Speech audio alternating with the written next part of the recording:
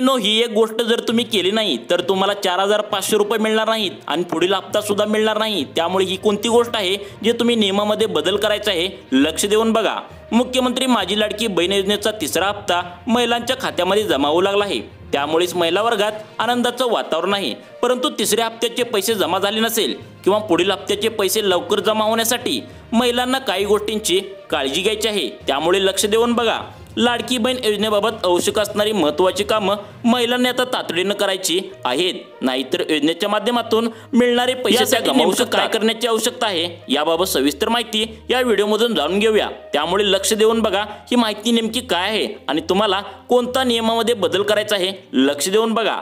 जुलै आणि ऑगस्ट महिन्याचे 2 हप्ते ऑगस्ट महिन्यात आलेत, परंतु कित्येक महिलांचे आधार कार्ड बँकेशी लिंक नसल्याने ऑगस्ट महिन्यात या योजनेचा लाभ त्यांना घेता आला नाही। पण ज्यांनी सप्टेंबर पूर्वी अर्ज दाखल केला आहे आणि त्यांचे आता आधार कार्डशी लिंक झाले आहे, अशा महिलांच्या खात्यात जुलै, ऑगस्ट आणि सप्टेंबर असे एकूण 3 महिन्यांचे 4500 रुपये लवकरच जमा होणार आहे।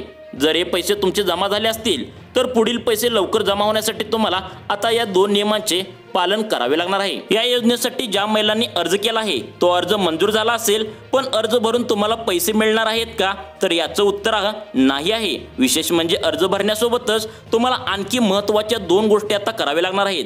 लाडकी बहीण योजनेसाठी तुम्ही जेव्हा अर्ज करता त्यावेळी आधार कार्डशी संबंधित असलेली माहिती भरावी लागते, तसेच बँकेचा तपशीलही जोडावा लागतो। याशिवाय आणखी काही महत्त्वाच्या गोष्टी तुम्हाला कराव्या लागतात। तुमच्या आधार कार्डला मोबाईल नंबर लिंक केलेला पाहिजे, तसेच आधार कार्डला चालू बँक खातेही जोडलेलं पाहिजे। त्यामुळे तुमच्या बँकेचे खाते आधार कार्डशी लिंक नसेल तर तुमच्या खात्यात पैसे जमा होणार नाहीत।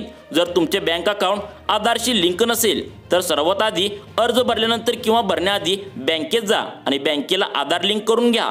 तसेच तुमचे जुने अकाउंट लिंक असेल तर ते देखील काढून त्या जागी नवीन अकाउंट ॲड करावे तुम्हाला लागणार आहे। ही प्रक्रिया जर तुमची झाली असेल तर तुमचा अर्ज मंजूर झाल्यानंतर तुमच्या खात्यामध्ये पैसे जमा होणार आहेत। जर तुम्ही हे जर केलं नाही तर तुम्हाला हे 4500 रुपये मिळणार नाहीत आणि पुढील हप्ता सुद्धा मिळणार नाही। त्यामुळे ही प्रोसेस नक्की करून घ्या व अशाच प्रकारच्या योजनांची माहिती पाहण्यासाठी लाईफ चेंज मोटिवेशन या आमच्या न्यूज चॅनलला नक्की सबस्क्राइब करा।